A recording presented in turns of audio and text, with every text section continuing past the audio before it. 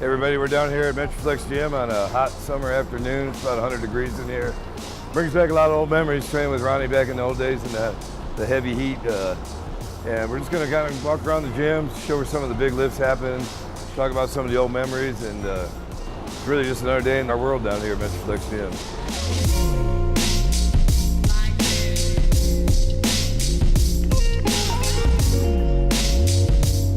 First opened in September of 1986. It'll be 30 years this September coming up. This gym really brought the best out of me on stage and in my training. And, you know, there's no other gym like it.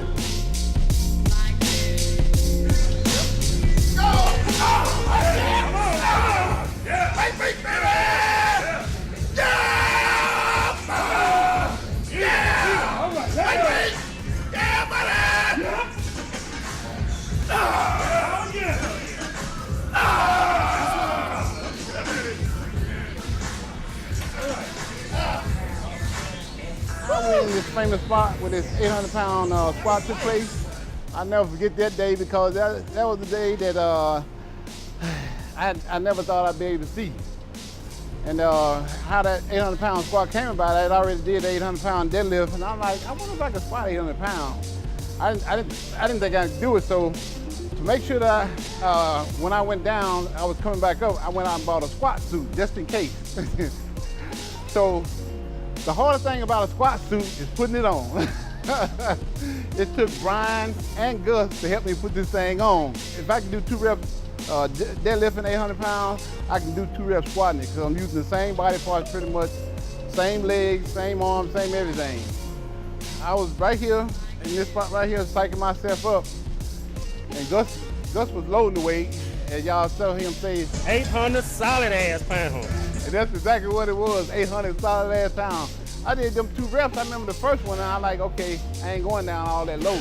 But it was so light, I was like, the second one, I'm gonna bury it. And the second one, I went all the way down. But if I wouldn't have set my mind at 2, I could have got 5 at least. When I finished this 800-pound squat, I went over there and did the 2,300-pound leg press. So I still had a lot of strength left in me after I did the 800-pound squat.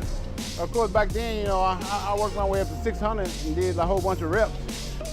You know, I did like 15 reps and that was about it. You know, back then, it was all about the repetition and getting ready for the show.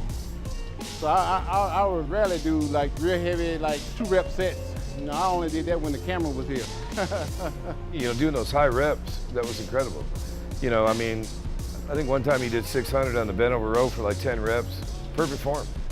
I mean, you know, he would go to literally supernatural levels every day, you know. And, you know, Ronnie was a very focused individual. I mean, he made noise and such, of course, when he trained, you know, yelling out, yeah, buddy, nothing but a peanut, lightweight baby, all those phrases that have become famous. Those were like his battle cries. Yeah, gotta get good.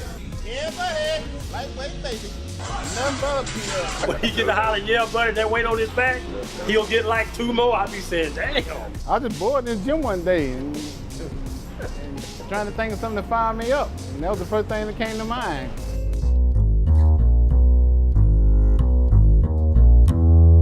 Yeah, buddy. Lightweight.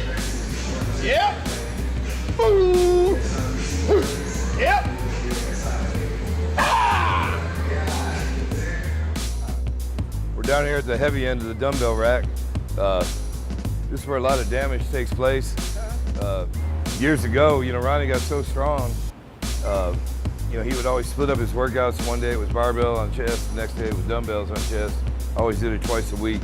But we got to the point where we didn't have dumbbells heavy enough. He was doing sets of 20 and 25 reps with everything. So I started buying these bigger and bigger dumbbells.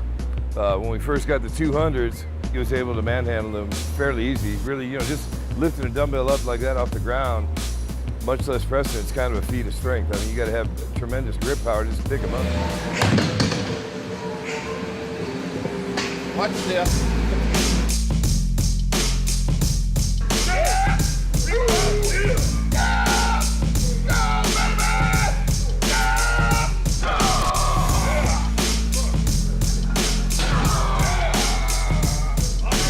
Did you talk me into going 8 for 8?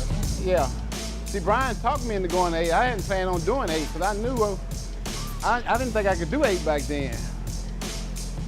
And that second rep, only reason why I got it because Brian had hit me right before I did it. And I was still mad, so I pulled another one to get the rest of that anger out of him, that slap that Brian had given me. The thing with Ronnie is he didn't want to ever get beat. When we first started out, I could probably beat him in everything. That didn't last very long. Probably by the time he went to his first show. After that, I could never beat him in anything. A lot of guys that tried to, come in the group before me, and they didn't make it. They didn't last, We always talk noise to each other, and so, a lot of people, if they weren't able to deal with that, that was just a whole nother side of it. Most of these people would make it through chest day, maybe through back day, but none of them ever made it through leg day. When we used to go out walking outside, walking London, we'll start off probably like one plate, and then Ronnie, he'll see me getting close to him, so he'll put 2 wheels on there. No, I couldn't do no 2 plates walking London, so he'll do it, and then we'll drop the plate, and I said, man, do I have to do that? He said, man, you want to test me? Yeah, so I done it. So he saw when I done it, he had to jump up to 3 plates, 315 walking London. That was awesome, that was amazing. When I look at some of the other guys and how they train now, and they have good longevity, God bless them. I'm glad it worked out for them that way. A lot of people criticize that old style of training and say that's why Ronnie is the way he is now.